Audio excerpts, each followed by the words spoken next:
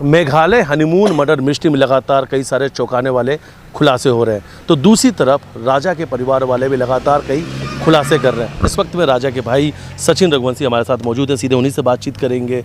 आज 13वीं का कार्यक्रम है, आपके यहाँ सभी रिश्तेदार आए हैं, आप लोग राजा को कितना याद कर रहे हैं? सर देखो, राजा अकाल मृत्यु मरा है, तो हमें खुशी तो बिल्कुल भी नहीं है, लेकिन उसकी आत्मा को शांति मिले। हम भगवान से ये चाहते हैं कि उसको जैसे सबसे पहले अपने शब्द थे कि मरा नहीं, मुझे मारा गया है।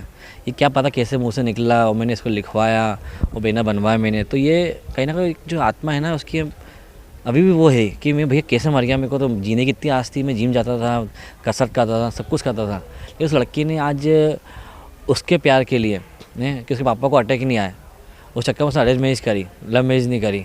उसके पापा को बचाने के लिए उसने मेरे भाई को मार डाला। तो किस तरह का षड्यंत्र है। मैं तभी नार्को टेस्ट की मांग कर रहा हूँ कि नार्को टेस्ट की मांग की जाए। और नरबली जैसा शब्द का इस्तेमाल, सर नरबली का शब्द इसलिए इस्तेमाल आता है कि ये शब्द उन्हीं पैदा करवाया हाँ मन में। पापा ने उल्टे फोटो टांगी तंत्र मंत्र से, बेटी लेके गई थी उसको शिलोंग, वहाँ पे तंत्र मंत्र होता है मंदिर पे वाले। तो ये मतलब मैं क्या कोई भी इंसान हो वो सोचना मजबूर हो जाएगा इस बात के लिए कि बात आकाश से रही। तो आपको लगता है इसीलिए आपके भाई की बलि दे दी गई, आप ऐसा मानते हैं इसलिए सोनम ने ये बलि दी है? सर देखो, वो तो उनको पापा को बचाने के लिए उन्होंने मेरे भाई की बलि दे दी।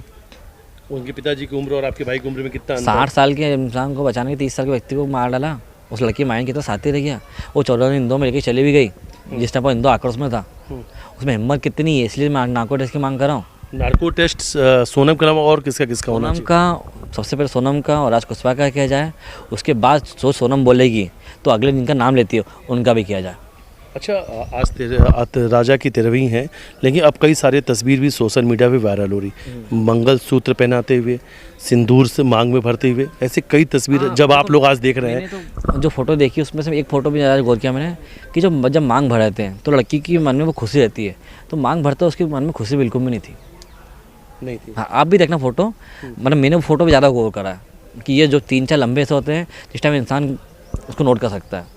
अच्छा, ये कहा जा सकता है ना कि सोनम कितनी सातिर थी, क्योंकि जिस तरीके से वो डांस भी कर रही थी, लगातार उसने कई सारे लहंगे पसंद किए, मेकअप के सामान खरीदे और शादी भी पूरी तरीके से एंजॉय कर रही थी, लेकिन कहीं ना कहीं उसके मन में चल रहा था कि बहज कुछ दिन बाद ही उसे हत्या करनी है।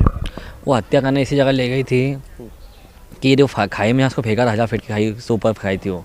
राजा की किस्मत थी कि 200 फीट पे बेचारा मिल गया, नहीं तो वहाँ से जिस जगह फेंका था वहाँ 2 दिन में कंकाल बन जाता कि वो इतने कीड़े मकोड़े इतने जानवर नीचे, क्योंकि बॉडी तो मिल ही नहीं पाती, और इसके जो इसका मिशन था वो सक्सेस हो जाता। एक आखिरी सवाल, आज राजा की 13वीं है, आप लोग राजा को याद कर रहे हैं, सोनम को कौन सी सज़ा मिलनी चाहिए उन सभी कातिलों को? देखो सर, फांसी वांसी तो माफ़ हो जाती है, इसको आजीवन कारावास जब तक इसकी मृत्यु नहीं हो, जब तक वो जेल में खा जाए।